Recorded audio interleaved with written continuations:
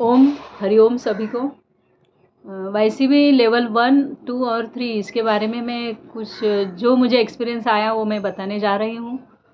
तो हम लोग ने ट्रेनिंग लिया था पतंजलि से, 35 डेज़ का ट्रेनिंग था। सिखाया भी बहुत अच्छा था, लेकिन उस टाइम नहीं समझ में आ रहा था।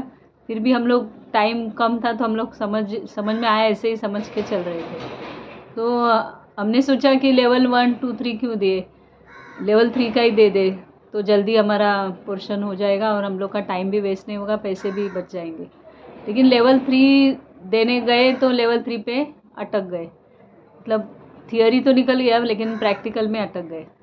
तो जो वाइवा होता है वहाँ पे, तो वाइवा में वो लोग जो क्वेश्चन पूछते हैं तो वो सब हमको सिलेबस पूरा हमें करना चाहिए।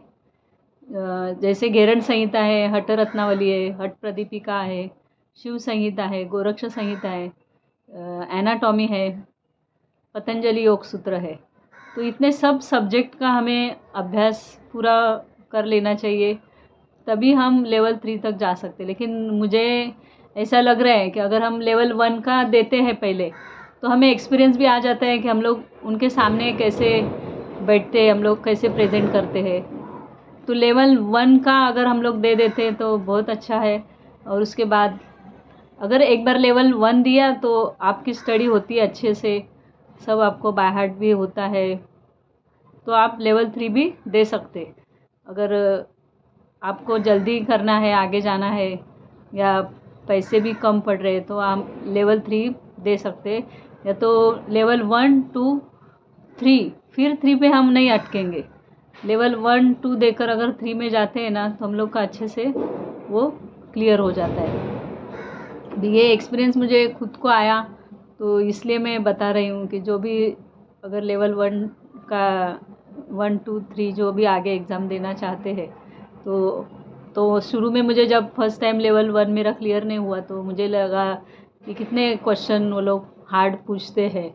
लेकिन ऐसा नहीं है, वो लोग पूछते हैं बरोबर, लेकिन हम लोग नहीं कुछ कर पा रहे हैं। तो वो बात समझ में आई। तो एक बार तो मुझे सर ने वो चैलेंज भी पूछा था कि हठ प्रदीपिका में शांभवी मुद्रा है, तो जो 10 मुद्राएं है उसमें तो नाम नहीं था हठ प्रदीपिका में। तो मैंने उनको कहा नहीं है, शांभवी मुद्रा तो उसमें नहीं है। लेकिन जब मैंने, और उन्होंने मुझे ये भी कहा जाते जाते कि आप पढ़ लो एक बार, तो पढ़ने के बाद मुझे शांभवी मुद्रा उसमें मिली। लेकिन वो कहाँ पर है वो तो वो नहीं बताएंगे, वो हमको सिर्फ बताना है उनको कि कहाँ पर है।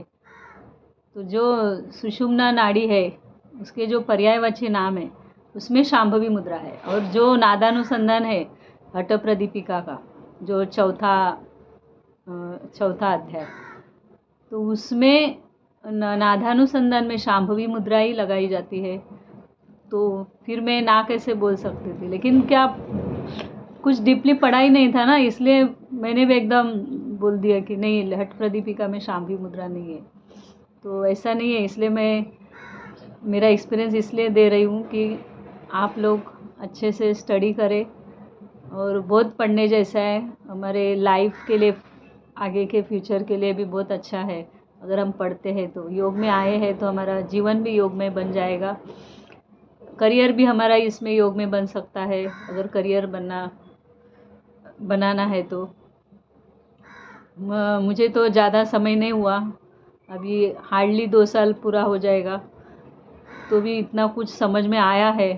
तो अगर वो बहुत पहले से योग में है, वो तो मैं समझती हूँ लकी है कि वो लोग योग में आए हैं करके। तो लेवल 1, 2, 3 इसके बारे में मुझे बताना था। ओके, हरिओम, धन्यवाद।